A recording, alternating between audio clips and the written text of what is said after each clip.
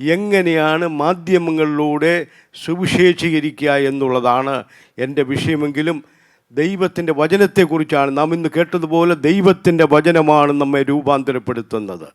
ദൈവത്തിൻ്റെ വചനമാണ് നമ്മെ ശക്തീകരിക്കുന്നത്.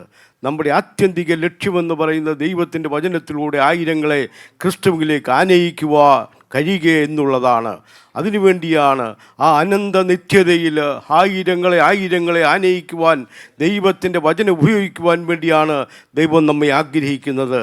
അതിന് ആധാരമായി ആദ്യമായി നാം വായിക്കുന്നത് 2 തീമോത്തിക്ക് എഴുതിയ പൗലോസ് അപ്പോസ്തലൻ തീമോത്തിയോസിന് എഴുതിയ 2-ാം ലേഖനത്തിൻ്റെ 2-ാം അധ്യായത്തിൻ്റെ 9-ാം വാക്യമാണ്. ഞാനത് എംഫസിസ് ചെയ്ത് പറയുന്നത്. നിങ്ങളുടെ വേദപുസ്തകമുള്ളവരെല്ലാം അത് ദയവായി എടുക്കണം. 2 തിമോത്തി chapter 2 verse 9. സുവിശേഷം അറിയിക്കുന്നതിൽ ഞാൻ ദുഷ്പ്രവർത്തിക്കാരൻ എന്ന പോലെ ചങ്ങല ധരിച്ച് കഷ്ടം സഹിക്കുന്നു, ദൈവവചനത്തിനോ ബന്ധനമില്ല. ഇവിടെ അപ്പോസ്തലനായ പൗലോസ് പറയുകയാണ്, there is no bound. ദൈവവചനത്തിന് ബന്ധനമില്ല. ഈ കാരാഗ്രഹ ലേഖനത്തിൽ ഒന്നാണ് ഈ വാക്യമെന്ന് പറയുന്നത്. കാരാഗ്രഹത്തിൽ ഇരുന്നു കൊണ്ട് ചങ്ങല ധരിച്ചുകൊണ്ട് പൗലോസ് അപ്പോസ്തലൻ എഴുതുകയാണ്, പ്രിയമുള്ളവരെ, എനിക്കിപ്പോൾ ബന്ധനമുണ്ട്. എൻ്റെ ചങ്ങല ധരിച്ചുകൊണ്ടാണ് ഞാൻ ഈ ലേഖനം എഴുതുന്നത്. ഈ കാരാഗ്രഹ ലേഖനം തൻ്റെ പൗലോസ് അപ്പോസ്തലൻ തൻ്റെ നിജപുത്രനായ തീമോത്തിയോസിന് എഴുതുമ്പോൾ പറയുകയാണ്, എനിക്കിപ്പോൾ ബന്ധനമുണ്ട്, എനിക്ക് ശക്തമായി എഴുതുവാൻ കഴിയുകയില്ല, ചങ്ങല ധരിച്ചുകൊണ്ടാണ് ഞാനിത് എഴുതുന്നത്. എന്നാൽ ഒരു കാര്യമുണ്ടല്ലോ, ദൈവവചനത്തിന് ബന്ധനമില്ല. There is no bound for the word of God. Hallelujah, hallelujah. ദൈവവചനത്തിന് ബന്ധനമില്ല. ഹല്ലേലൂയ. നമ്മൾ ചിന്തിക്കണം. പലപ്പോഴും ഇന്ന് നമ്മൾ പേഴ്സിക്യൂഷനെ കുറിച്ച് കേട്ടല്ലോ. പേഴ്സിക്യൂഷനെ കുറിച്ച് കേട്ടപ്പോൾ ഞാനൊരു സത്യം നിങ്ങളോട് പറയാം. എന്താണെന്നറിയാമോ? പേഴ്സിക്യൂഷൻ നമുക്ക് വാസ്തവത്തിൽ ഒരു വിധത്തിൽ നല്ലതാണ്. ആ പീഡന അനുഭവിക്കുന്ന നമ്മുടെ സുവിശേഷകന്മാർക്ക് വേണ്ടി നമ്മൾ പ്രാർത്ഥിക്കണം. എന്നാൽ പീഡനത്തിൽ ഒതുങ്ങിപ്പോകുന്നതായല്ല ക്രിസ്തീയ മാർഗമെന്ന് പറയുന്നത്.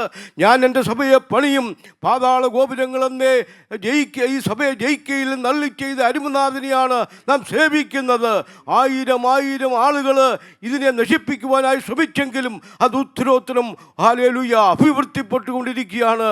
എന്തുകൊണ്ടെന്നാൽ നമ്മുടെ അരുമനാഥൻ പറഞ്ഞു, ഞാൻ എൻ്റെ സഭയെ പണിയും, പാതാള ഗോപുരങ്ങൾ അതിനെ ജയിക്കയില്ല എന്ന്. ഹല്ലേലൂയ. പാതാള ഗോപുരങ്ങൾക്ക് ജയിക്കുവാൻ കഴിയുന്നതിനേക്കാൾ ഉന്നതമാണ് നമ്മുടെ കർത്താവായ യേശു ക്രിസ്തുവിൻ്റെ പണി. Hallelujah, hallelujah. അടുത്തായി നമ്മൾ വായിക്കാൻ പോകുന്നത് എഫെസ്യ ലേഖനം അതിൻ്റെ 6-ാം അധ്യായത്തിൻ്റെ 19-ാം വാക്യമാണ്. ഹല്ലേലൂയ. ഞാൻ ചങ്ങല ധരിച്ച് സ്ഥാനാപതിയായി സേവിക്കുന്ന സുവിശേഷത്തിൻ്റെ മർമ്മം പ്രാഗൽഭ്യത്തോടെ അറിയിക്കുവാൻ എൻ്റെ വായ് തുറക്കുമ്പോൾ എനിക്ക് വചനം നൽകപ്പെടേണ്ടതിനും ഞാൻ സംസാരിക്കേണ്ടും അതിൽ പ്രാഗൽഭ്യത്തോടെ സംസാരിക്കേണ്ടതിനും പ്രാർത്ഥിക്കുവീൻ. Thank you pastor. ഇവിടെ പൗലോസ് അപ്പോസ്തലൻ വീണ്ടും പറയുകയാണ് എഫെസ്യ ലേഖനം നമുക്കെല്ലാവർക്കും അറിയാം. എഫെസ്യ ലേഖനം എന്ന് പറയുന്നത് ഹല്ലേലൂയ ലേഖനങ്ങളുടെ റാണിയാണ്. അത് വായിച്ചാൽ വളരെ അഗാധമായ അനേക കാര്യങ്ങളും പൗലോസിൻ്റെ പ്രാർത്ഥനയും നമുക്ക് കാണുവാൻ കഴിയും. അതിൻ്റെ 6-ാം അധ്യായം തന്നെ ഹല്ലേലൂയ സ്പിരിച്വൽ വാർഫെയറിനെ കുറിച്ച് എഴുതിയിരിക്കുന്ന കാര്യങ്ങളാണ്. ഹല്ലേലൂയ. ആ അധ്യായത്തിൽ ആ ദുഷ്ടാത്മശക്തികളോട്, അന്ധകാരത്തിൻ്റെ അധിപതികളോട് പോരാടുന്ന കാര്യങ്ങളെക്കുറിച്ചൊക്കെ പറഞ്ഞതിന് ശേഷം അവസാനമായി പൗലോസ് പറയുന്നത് എന്താണെന്നറിയാമോ? ഞാൻ ക്രിസ്തുവിൻ്റെ അംബാസഡറാണ്. എന്നാൽ ഈ അംബാസഡറിന് ഒരു അടയാളമുണ്ട്. അതെന്തുവാണെന്നറിയാമോ? ചങ്ങല ധരിച്ചുകൊണ്ട് ആണ് ഞാൻ സുവിശേഷം അറിയിക്കുന്നത്. പ്രിയമുള്ളവരെ, നമ്മുടെ പീഡനങ്ങളോ നമ്മുടെ കഷ്ടപ്പാടുകളോ ബന്ധനങ്ങളോ ഒന്നും സുവിശേഷത്തിന് ആദ്യം നാം വായിച്ചതുപോലെ there is no bound for hallelujah for the word of God. പൗലോസ് പറയുകയാണ്, ഞാൻ ഇപ്പോൾ ചങ്ങല ധരിച്ചുകൊണ്ടാണ് സുവിശേഷം അറിയിക്കുന്നത്. ഹല്ലേലൂയ. റോമാ സാമ്രാജ്യത്തിൻ്റെ തലസ്ഥാന നഗരിയായ റോമാ നഗരിയിൽ ഹല്ലേലൂയ പൗലോസ് ആയിരിക്കുമ്പോൾ ആ രാജ്യത്തിൻ്റെ അതിൻ്റെ ക്യാപിറ്റലായിരിക്കുന്ന റോമയിൽ അനേക രാജ്യത്തിൻ്റെ സ്ഥാനാപതികൾ ഉണ്ടായിരുന്നു. അവർ വലിയ രാജകീയ വസ്ത്രങ്ങളൊക്കെ ധരിച്ച് കുതിരപ്പുറത്തൊക്കെ സഞ്ചരിക്കുമ്പോൾ ഇവിടെ ഇതാ സ്വർഗത്തിലെ ദൈവത്തിനൊരു സ്ഥാനാപതിയുണ്ട്. അവൻ മറ്റാരുമല്ല, പൗലോസാണ്. പൗലോസ് പറയുകയാണ്, എൻ്റെ സ്ഥാനാപതി വസ്ത്രത്തിൻ്റെ ഹല്ലേലൂയ അലങ്കാരം എന്ന് പറയുന്നത് ചങ്ങല ധരിച്ചുകൊണ്ടുള്ളതായ എൻ്റെ സുവിശേഷമാണ്. ഹല്ലേലൂയ. ഇന്ത്യയിൽ പീഡന അനുഭവിക്കുന്നവർ, ഹല്ലേലൂയ, മറ്റുള്ള സ്ഥലങ്ങളിലൊക്കെ പീഡന അനുഭവിക്കുന്നവർ ഒരിക്കലും വ്യാകുലപ്പെടേണ്ടതായ ആവശ്യമില്ല. ദൈവവചനത്തിന് ബന്ധനമില്ല. പൗലോസ് ചങ്ങല ധരിച്ചുകൊണ്ടാണ് സുവിശേഷം അറിയിച്ചത്. അവൻ ഹല്ലേലൂയ ചങ്ങല ധരിച്ച സ്ഥാനാപതിയായിരുന്നു. പ്രിയമുള്ളവരെ, എന്നെ ശ്രമിക്കുന്ന ഓരോരുത്തരോടും എനിക്ക് പറയുവാനുള്ളത്, നാം ഓരോരുത്തരും യേശുവിൻ്റെ ചങ്ങല ധരിച്ച സ്ഥാനാധിപതികളാണ്. ദൈവവചനത്തിന് ബന്ധനമില്ല, അതിനൊരു ലിമിറ്റേഷനുമില്ല. ഹല്ലേലൂയ. ഞാൻ മാധ്യമങ്ങളെക്കുറിച്ച് പറയട്ടെ. അച്ചടി മാധ്യമങ്ങളിലൂടെ, ഹല്ലേലൂയ, ദൃശ്യമാധ്യമങ്ങളിലൂടെ സുവിശേഷം അറിയിക്കുവാൻ ഇപ്പോൾ നല്ല അവസരമാണ്. ഹല്ലേലൂയ. ഒരു ബന്ധനമില്ലാതെ ദൃശ്യമാധ്യമങ്ങൾ, ഞാൻ തന്നെ ഹാർവസ്റ്റ് ടി വിയുടെ ഒരു പ്രവർത്തനമായിരിക്കുമ്പോൾ ഞാൻ ചിന്തിക്കുകയാണ്, എന്താണെന്നറിയാമോ? ഹല്ലേലൂയ. കൊട്ടാരത്തിനുള്ളിലിരിക്കുന്നവരും, ഹല്ലേലൂയ, കുണ്ടറയുടെ അടിയിൽ കാരാഗ്രഹത്തിലിരിക്കുന്നവരും സുവിശേഷം കേൾക്കുവാൻ ദൃശ്യമാധ്യമങ്ങളിലൂടെ നമുക്ക് കാണുവാൻ കഴിയും. ഹല്ലേലൂയ. പൗലോസ്, ഹല്ലേലൂയ, അച്ചടി മാധ്യമങ്ങളിലൂടെ ലോകത്തെ സുവിശേഷീകരിച്ച ഒരു മഹാനായ മനുഷ്യനാണ്. അപ്പല്ലോസ് വളരെ പ്രഗത്ഭനായ ഒരു പ്രസംഗികനായിരുന്നു. എന്നാൽ അപ്പല്ലോസിനേക്കാൾ ശ്രേഷ്ഠനായി മാറുവാൻ പൗലോസിന് കഴിഞ്ഞത് താൻ എഴുതിയ ഈടിറ്റ ലേഖനങ്ങളിലൂടെയായിരുന്നു. പ്രിയമുള്ളവരെ, നാം എഴുതിയാൽ, നാം ദൃശ്യമാധ്യമങ്ങളിലൂടെ പ്രസംഗിച്ചാൽ അത് സുവിശേഷത്തിൻ്റെ വ്യാപനത്തിന് കാരണമായി തീരും. ഹല്ലേലൂയ. ഇപ്പോഴത്തെ തരംഗമെന്ന് പറയുന്നത് സോഷ്യൽ മീഡിയ ആണ്. നമ്മളെല്ലാവരും സോഷ്യൽ മീഡിയ ഉപയോഗിക്കണം എന്നാണ് ഞാൻ നിങ്ങളോട് പറയുന്നത്.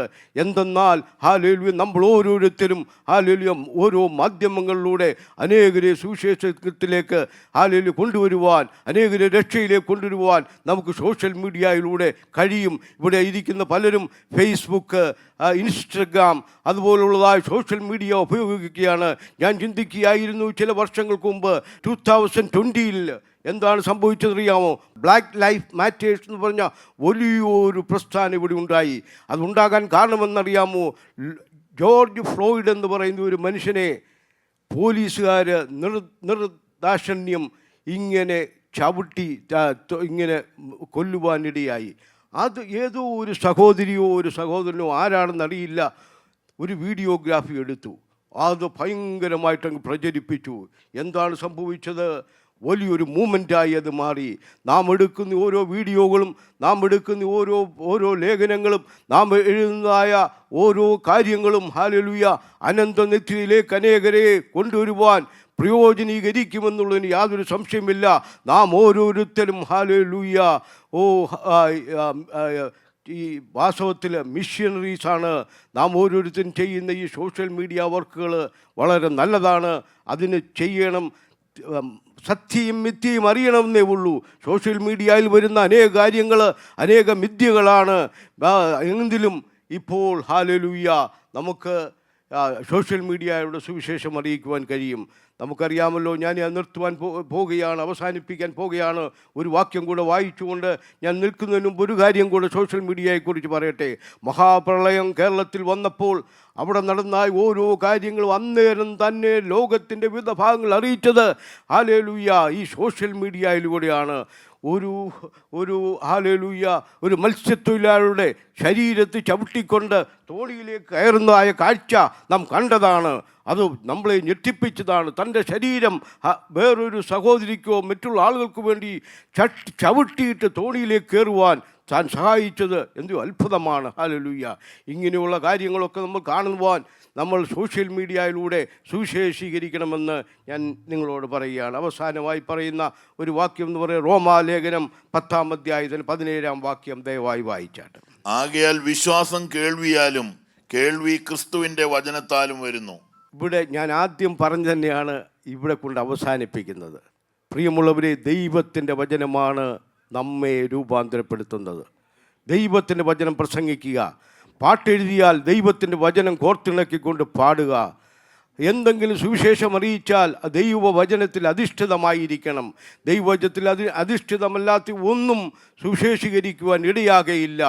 അതുകൊണ്ട് ദയവായിട്ട് ദൈവത്തിൻ്റെ വിശ്വാസം കേൾവിയാലും കേൾവി ദൈവത്തിൻ്റെ വചനത്താലും വരുന്നുവെന്ന് ഹല്ലേലൂയ എഴുതിയിരിക്കുന്നത് പോലെ ഹല്ലേലൂയ ദൈവത്തിൻ്റെ വചനം നമ്മൾ ശ്രമിക്കേണ്ടിയിരിക്കേണ്ടതിന് വേണ്ടി സുവിശേഷം പറയണം, ദൈവത്തിൻ്റെ വചനം പറയണം.